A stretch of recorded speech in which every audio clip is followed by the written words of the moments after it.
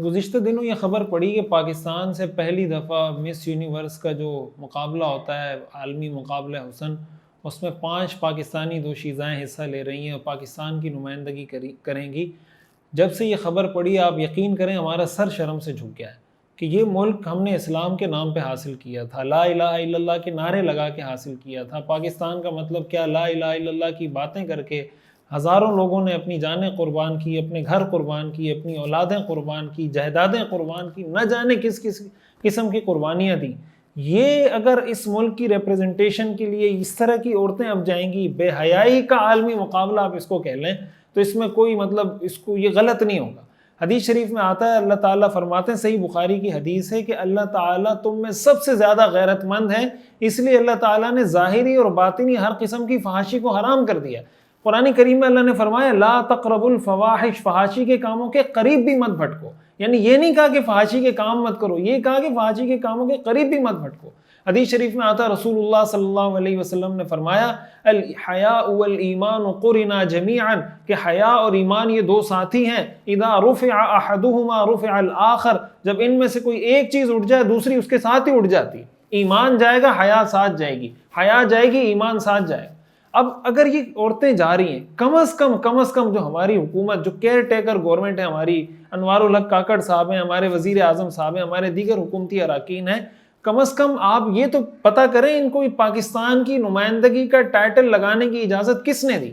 کیا حکومت کی یہ ذمہ داری نہیں کہ ایک ایسے ملک کی نمائندگی کرنے سے، ایسے بے حیائی کے عالمی مقابلے میں ایسے ملک کی نمائندگی کرنے سے ان کو روکیں؟ کہ خدا کے لیے، خدا کا جب عذاب آئے گا، حدیث شریف میں آتا ہے، رسول اللہ صلی اللہ علیہ وسلم نے فرمایا خمس اذا ابتلیتم بہن واعوذ باللہ ان تدرکوہن، 5 چیزیں ایسی ہیں کہ جب ان میں مبتلا ہو جاؤ اللہ طرح طرح کے عذاب دیتا ہے، اور آپ نے فرمایا میں اللہ کی پناہ مانگتا ہوں کہ تم اس میں مبتلا ہو جاؤ۔ آپ نے فرمایا لم تظہر الفاحشۃ فی قوم قط حتی یعلنوا بها الا فشا فیہم الطاعون والاوجاع التي لم تکن مضت فی اسلافہم الذین مضوا، کہ جس قوم میں بے حیائی عام ہو جائے اور وہ کھلے عام بے حیائی کے کاموں کا ارتکاب کرنے لگے، آپ نے فرمایا اللہ ان میں ایسی بیماریوں کو جنم دیتا ہے، ایسی بیماریاں پیدا کر دیتا ہے، ایسی تکلیفوں میں ان کو مبتلا کرتا ہے جن بیماریوں اور تکلیفوں کے ان کے آباء و اجداد نے نام بھی نہیں سنے ہوتے۔ آج آپ دیکھیں ہمارے یہاں کس قسم کی بیماریاں پیدا ہو رہی ہیں، کینسر ہے، ایڈز ہے،